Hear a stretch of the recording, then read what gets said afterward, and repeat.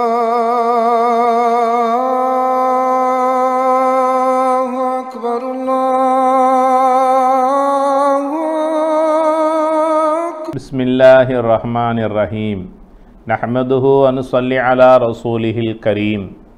கண்ணியத்திற்கும் மதிப்பிற்கும் உரிய சகோதர சகோதரிகளே, உங்கள் அனைவருக்கும் அஸ்ஸலாமு அலைக்கும் வரஹ்மத்துல்லாஹி வபரகாத்துஹு. எல்லாம் வல்ல இறைவனின் சாந்தியும் சமாதானமும் உங்கள் அனைவர் மீதும் உண்டாவதாக. அல்லாஹு தஆலா பரிசுத்தமான அல் குர்ஆனில் பின்வருமாறு கூறுகின்றான்: அஊது பில்லாஹி மினஷ் ஷைத்தானிர் ரஜீம். ஃபஅம்மல் யதீம ஃபலா தக்ஹர். யதீமான அனாதைகளை விரட்டாதீர்கள். வ அம்மஸ் ஸாயில ஃபலா தன்ஹர்.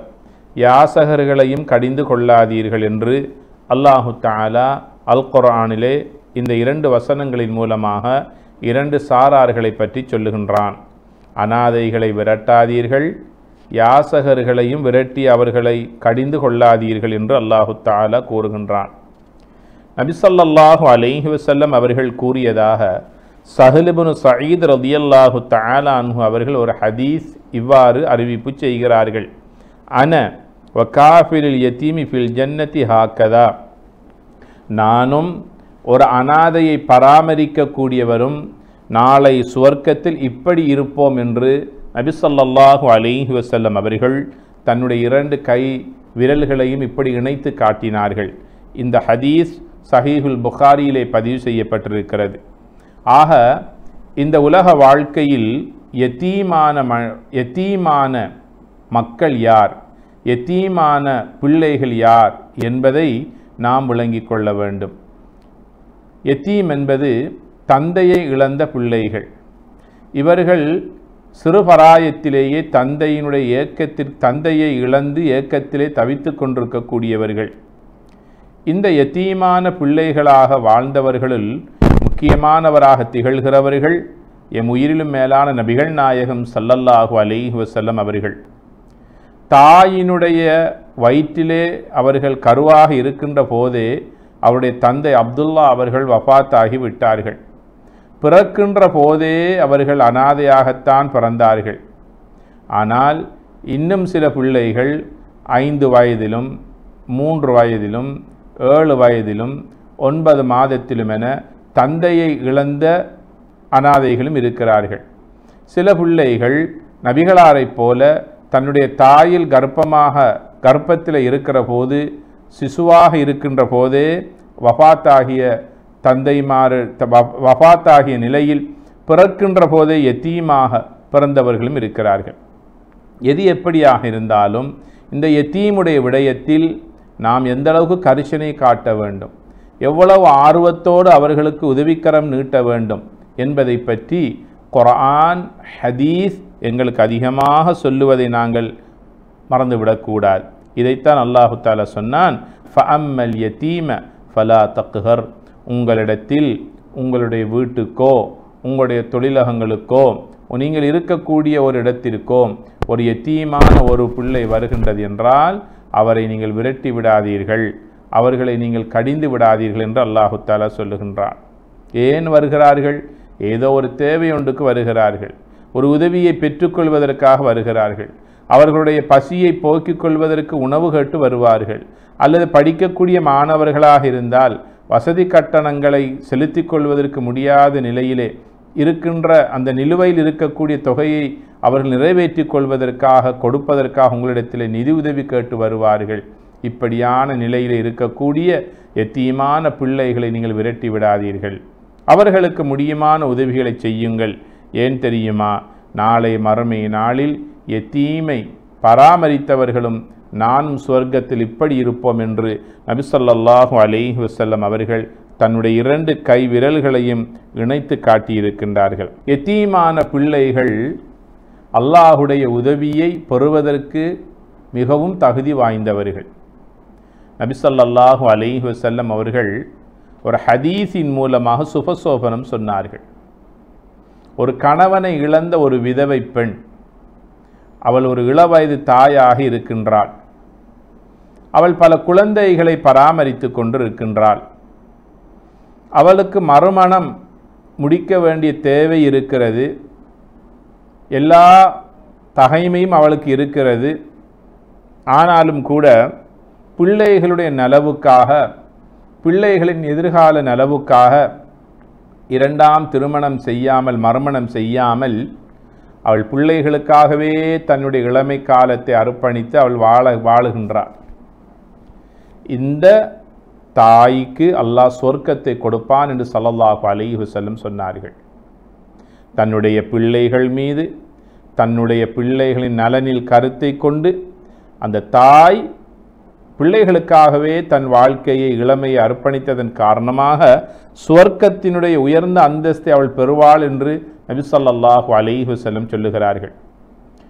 எந்த ஒரு தாய் தகப்பன் 2 பெண் பிள்ளைகள் அல்லது 3 பெண் பிள்ளைகளை நன்றாக படிக்க வைத்து, அவர்களுக்கு தேவையான உணவு கொடுத்து, ஆடைகள் கொடுத்து, பிள்ளைகளை பராமரித்து, நல்லொழுக்கத்தோடு நல்ல பண்புள்ளவர்களாக வளர்த்து சமுதாயத்துக்கு அவர்கள் கொடுக்கிறார்களோ, அந்த பெண் பிள்ளைகளை வளர்த்த பெற்றோர்களுக்கு சொர்க்கம் கிடைக்கும் என்று நபி ஸல்லல்லாஹு அலைஹி வஸல்லம் சொல்லுகிறார்கள்.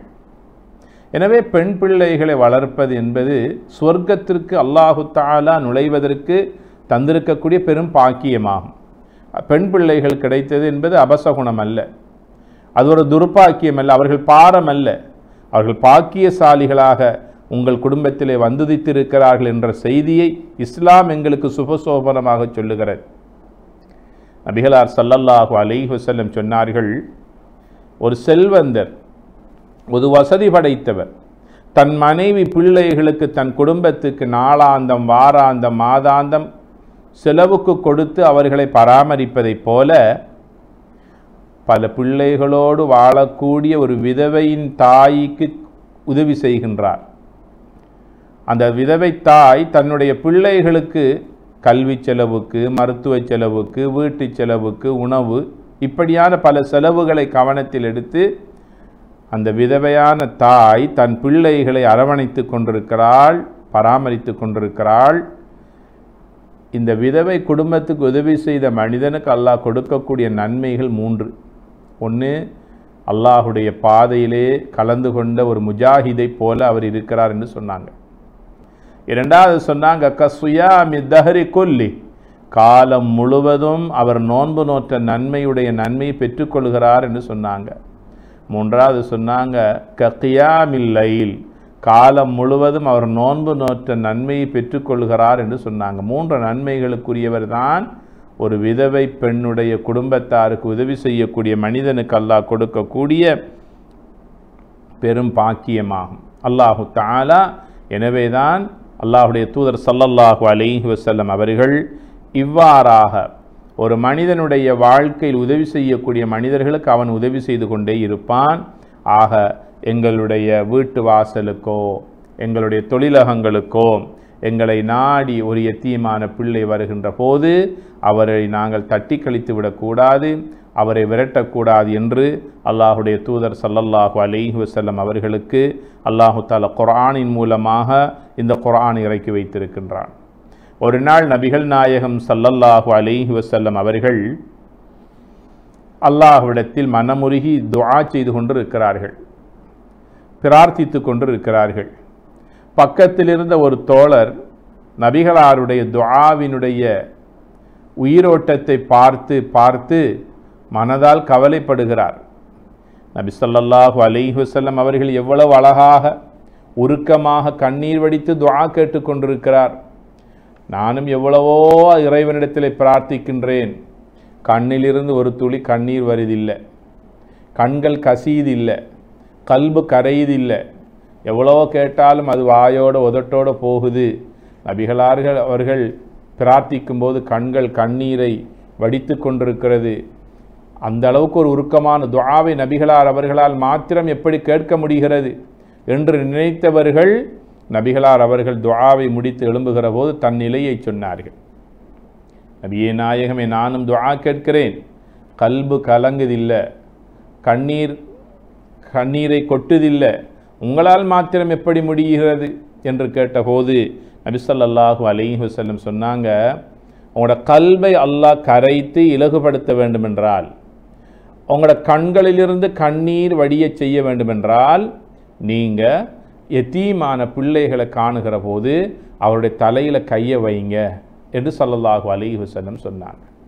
யத்தீமான பிள்ளைகளை காணுகிற போது அவர்களுடைய தலையில் கையை வைங்க, அவர்களோட இரக்கமாக நடந்து கொள்ளுங்கள், அவர்களோடு நெருக்கமாக நீங்கள் உறவாடுங்கள், அவர்களுடைய சந்தோஷத்தில் நீங்கள் பங்கு கொள்ளுங்கள், அந்த பிள்ளைகளுடைய கண்களிலிருந்து வடிகின்ற கண்ணீரை துடைத்து அவர்களுக்கு ஆறுதல் கொடுங்கள், உங்களோட கல்பு கரையும், உங்களோட கண்களிலிருந்து கண்ணீர் வடியும் என்று நபி ஸல்லல்லாஹு அலைஹி வஸல்லம் சொன்னாங்க. இரண்டாவது சொன்னாங்க, மிஸ்கீன்களான ஏழைகளோடு ஒன்றாக உட்காருங்கள், அவர்களோடு சாப்பிடுங்கள், அவர்களோடு பழகுங்கள், உங்கள் கல்பை அல்லாஹு தஆலா இலகுபடுத்துவான் என்று ஸல்லல்லாஹு அலைஹி வஸல்லம் சொன்னாங்க. எனவேதான் அல்லாஹுடைய தூதர் ஸல்லல்லாஹு அலைஹி வஸல்லம் அவர்கள் எப்போதும் யத்தீம்களோடு இரக்கமாக நடந்திருக்கிறார்கள். எப்போதும் யத்தீம்களை பராமரிக்கின்ற விடயத்திலேயே மக்களுக்கு அவர்கள் ஆர்வமூட்டி இருக்கின்றார்கள், மக்களை அதன் பால் ஈர்த்திருக்கிறார்கள் ஸல்லல்லாஹு அலைஹி வஸல்லம் அவர்கள். ஆக தனக்கு மற்றவர்கள் உதவி செய்ய வேண்டும் என்று எதிர்பார்க்கக்கூடியவர்கள் அல்ல யத்தீம்கள், மாற்றமாக அவர்களும் உதவி செய்யப்படுவதற்கு தகுதியானவர்கள் என்பதனை இந்த பூமியிலே அவர்கள் நடந்து செல்லுகின்ற போது எங்களுக்கு உணர்த்தி கொண்டிருக்கிறார்கள். ஆக அல்லாஹ் தந்த சொத்து செல்வங்களை அவனுக்காக பயன்படுத்துவோம். அவன் விரும்பக்கூடிய இந்த நல்ல சமூகத்தினருக்கு, யத்தீம்களுக்கு நாங்கள் செலவழிப்பதன் மூலமாக நிச்சயமாக அல்லாஹுடைய உதவியை எம்மாலும் பெற்றுக்கொள்ள முடியும். எல்லாம் வல்ல அல்லாஹ் நம் அனைவருக்கும் அருள் பாலிப்பானாக. வஸ்ஸலாமு அலைக்கும் வரஹ்மத்துல்லாஹி வபரகாத்துஹு.